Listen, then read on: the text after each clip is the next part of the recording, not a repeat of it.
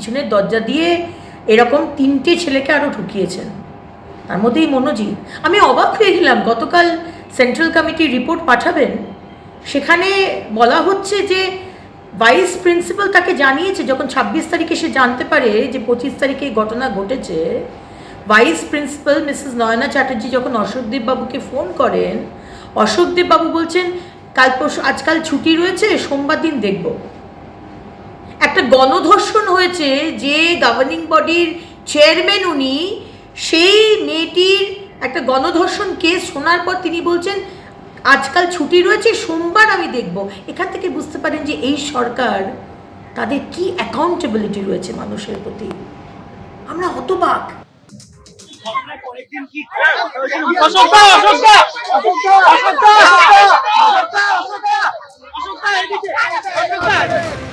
South Calcutta ল কলেজের vice principal, তাকেও ইতিমধ্যে পুলিশ জিজ্ঞাসাবাদ করেছে। ইতিমধ্যে 2বার জিজ্ঞাসাবাদ তাকে করা হয়ে গেছে। আর 16 জন পড়ুয়া সিসিটিভি ফুটেজকে তাদের দেখা গেছে, তাদের মধ্যে 6 জন পড়ুয়াকে ডেকে জিজ্ঞাসাবাদ করবে পুলিশ, এমনটাই জানা যাচ্ছে যে তাদেরকে জিজ্ঞাসাবাদ করা হবে পুলিশের তরফে। কসবা কাণ্ডে সাউথ ক্যালকাটা ল কলেজের ভাইস প্রিন্সিপালকে দুবার জিজ্ঞাসাবাদ করে পুলিশ।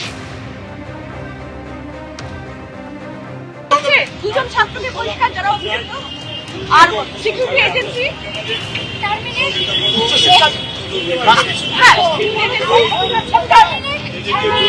পার্মানেন্ট স্টাফকে পরিচালনা থাকতে হবে, পার্মানেন্ট গার্ড নেবে। আর পার্মানেন্ট গার্ড ছাড়া সিসিটিভির জন্য ই-টেন্ডার যেভাবে ফলো হবে, ই-টেন্ডার কমিটি রিপোর্ট দিলেই পুরো বিল্ডিং ই-টেন্ডারের মাধ্যমে সিসিটিভি হবে।